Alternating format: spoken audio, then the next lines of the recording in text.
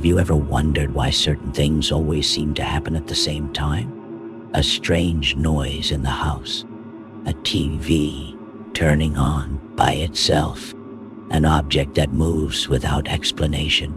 What if these weren't electrical malfunctions or tricks of the mind? What if something was behind it, waiting for you to notice? In this story, a young man discovers that a simple bedside lamp hides a much darker secret than he could ever imagine. At first, he tried to ignore it, but when the light turned on by itself for the third night in a row at 3:00 a.m., he realized he wasn't alone. The problem? By then, it was already too late to run. The house was wrapped in an almost suffocating silence, as if the air itself was too heavy to move.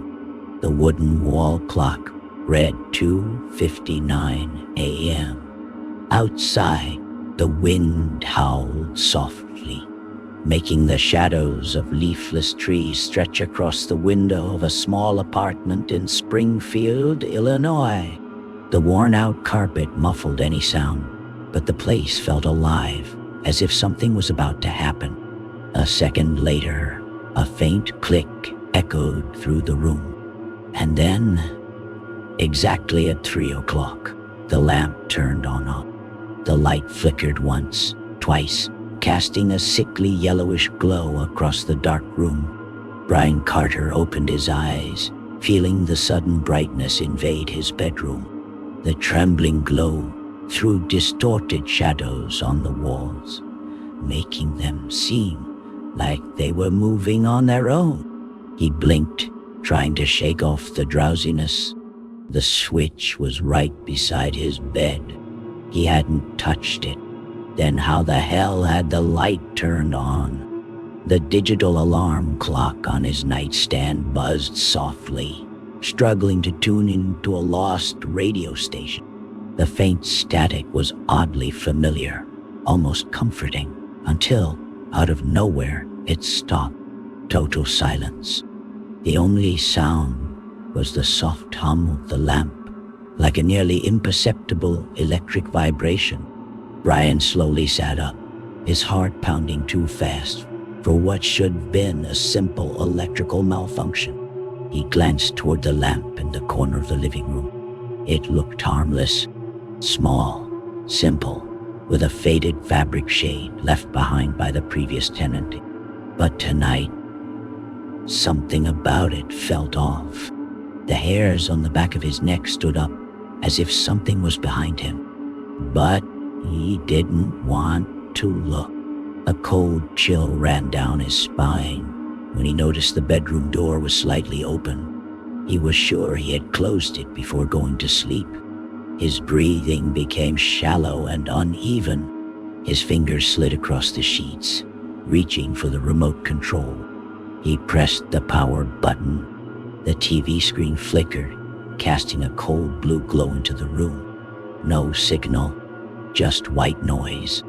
Then, for less than a second, a silhouette appeared in the reflection of the screen. Brian froze. His stomach dropped. He turned his head too fast, but the room was empty, or at least he thought it was. Brian wasn't used to the silence in that apartment. It was small, old, with worn-out carpet and walls covered in layers of paint from years of quick fixes.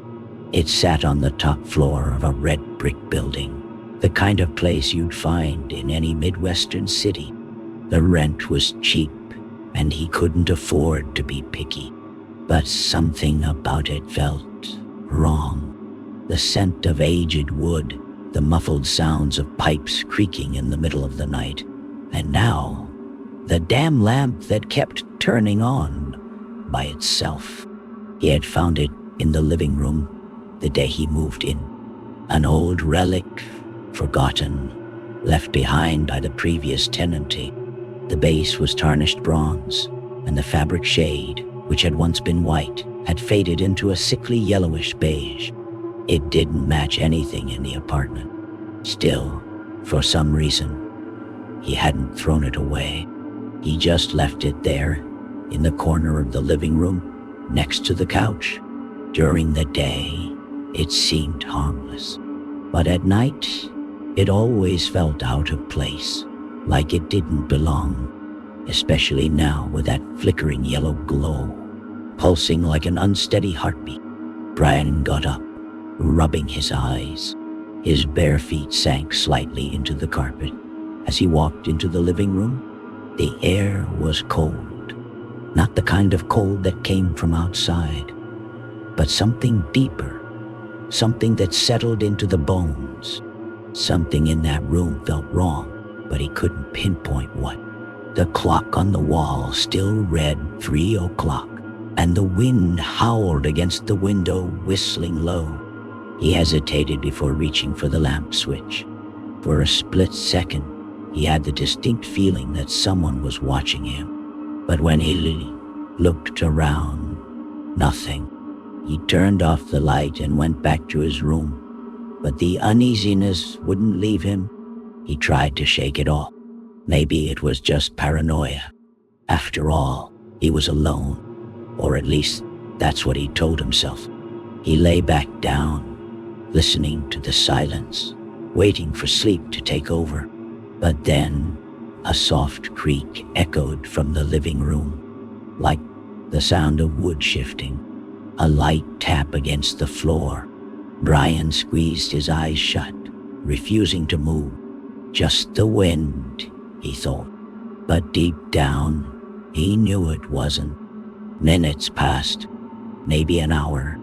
The apartment was swallowed by darkness. The clock on the nightstand ticked softly, breaking the absolute silence. Brian rolled onto his side, trying to ignore the lingering unease. And then the lamp turned on again. Brian forced himself not to think about what had happened. But when the clock hit 3:00 a.m. the next night, the lamp turned on again. No flickering, no delay. Just a steady, eerie, yellow glow spilling unnatural shadows across the room. He sat up in bed, his chest tightening. This wasn't a coincidence. The apartment was old, sure. The wiring could be faulty, but always at the same time. And why just the lamp? The radio, the TV, the ceiling lights, everything else stayed off, like something wanted him to notice it. Brian tried to ignore it.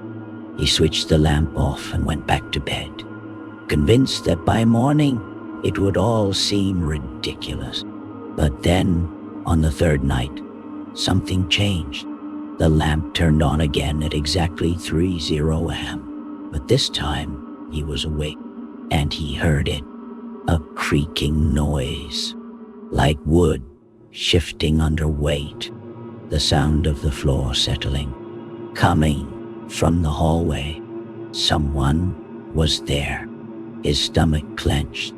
He held his breath, straining to listen. The silence was thick, suffocating. Then another sound, a step, closer. A bead of sweat rolled down his back. Slowly, he got up, every muscle in his body tense. He walked into the living room, feeling the unnatural cold creeping through the apartment. The lamp was still glowing, throwing long, distorted shadows across the walls. He felt it now. He wasn't alone. His eyes scanned the room. The front door was locked. The windows were shut. No sign of a break-in. But the air smelled different. A damp, rotting scent, like old flowers left to decay. His hands curled into fists, trying to fight the growing fear. And then, as he took another step forward, something brushed against his ankle. Something cold. Panic surged through his body like an electric shock. He stumbled back, tripping over the carpet. The air felt thicker, like the walls were closing in. The lamp flickered once, and for the briefest moment he saw it. Not clearly, just a shadow, small, hunched over, lurking in the corner of the room. His heart slammed against his ribs. He blinked, and it was gone. Only the lamp remained, shining innocently in the oppressive silence. But now, Brian knew it wasn't faulty wiring. It wasn't his imagination. Something was here, and it was waiting. By the fourth night, Brian could no longer ignore it. Fear crept into his mind like a parasite, growing stronger as 3:0 approached. But what happened that night was different. This time, he heard it, a voice, low, raspy, coming from somewhere in the living room.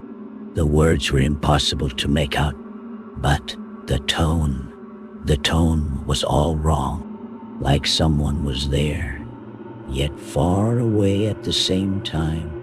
A presence with no form, no body. The air became dense. The metallic scent of rust filled his nostrils. Brian, he pressed himself against the headboard, feeling his heartbeat hammer in his chest. He didn't want to believe what he had just heard, but he did, clearly. His name, whispered by invisible lips. The panic was paralyzing. Every part of his body screamed at him to run, to get the hell out of that apartment. But somehow, deep down, he already knew. It wouldn't matter where he went. It would follow him. So, when the sun finally broke over the horizon, spilling warm light through the window, he made a decision. If he couldn't escape it, he had to understand it. That night, Brian set up a camera on the bookshelf, pointing it directly at the lamp. The wall clock read 2:58 a.m. Sitting stiffly on the couch, he crossed his arms tightly over his chest, cold sweat gathering at the back of his neck. The silence was overwhelming. No cars passing outside, no horns honking, no sound from the neighbors, just pure, deafening emptiness. 2:59 a.m. The second hand ticked forward, each sound crashing inside his skull like a hammer on steel. And then 3:0 a.m. The familiar click. The lamp turned on. A sickly yellow glow filled the room. But something was different this time. The light flickered, irregular, like a weak heartbeat. Brian felt his skin prickle. He forced himself to keep his eyes locked on the lamp. Every instinct in his body screamed not to look around. That's when he saw it, the reflection on the dark screen of the turned-off TV.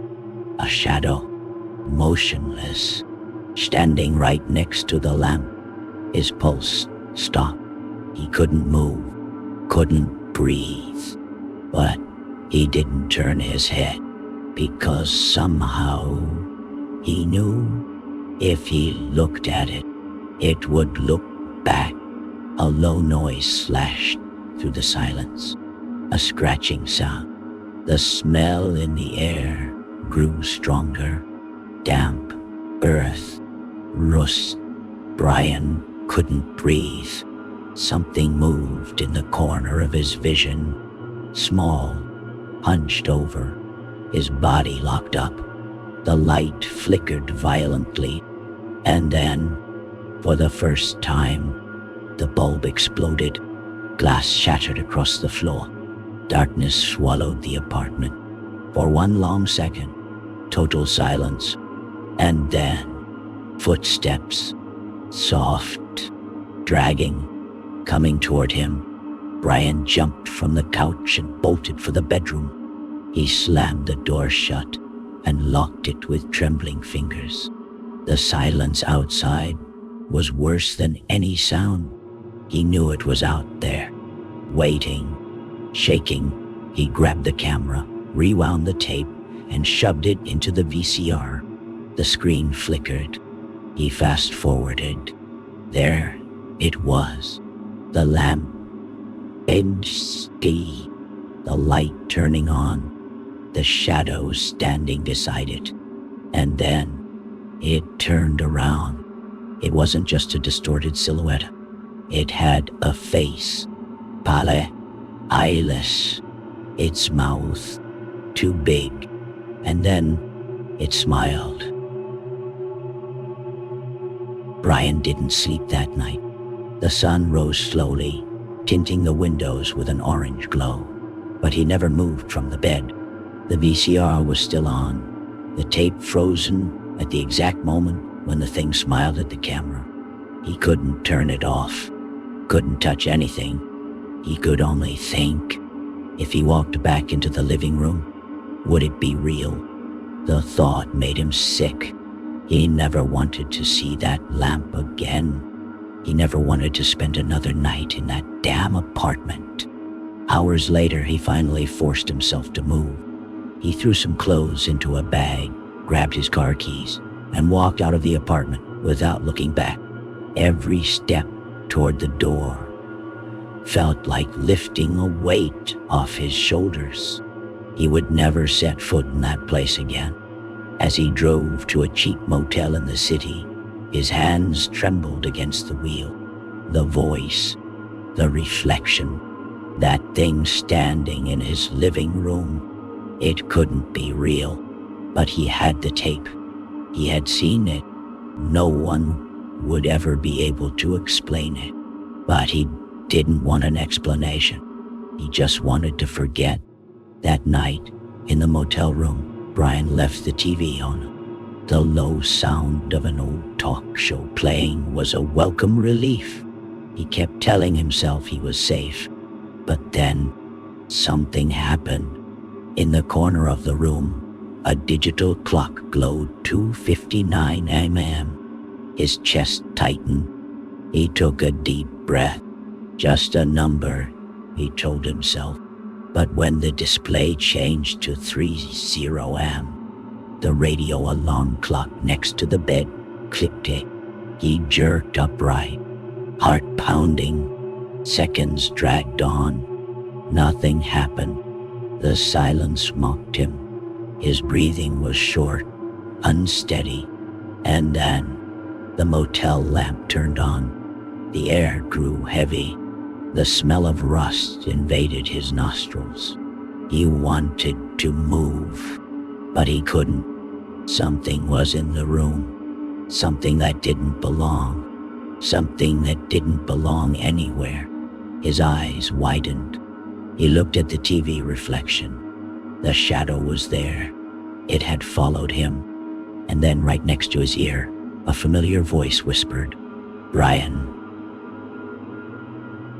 To Brian that night, no one knows for sure. He never spoke about the apartment again. Never told anyone about the tape. And if he did, no one believed him. All we know is that, from that day forward, he never slept in a room with a lamp again. But here's something even stranger. The building where he lived. It was demolished years later. People say no one ever stayed there for long. Neighbors reported seeing lights flickering at 30 a.m., even when the apartment was empty. And then, one day, someone found an old VHS tape hidden inside a wall. The tape still worked, but the strange thing, it only showed static, almost always, almost.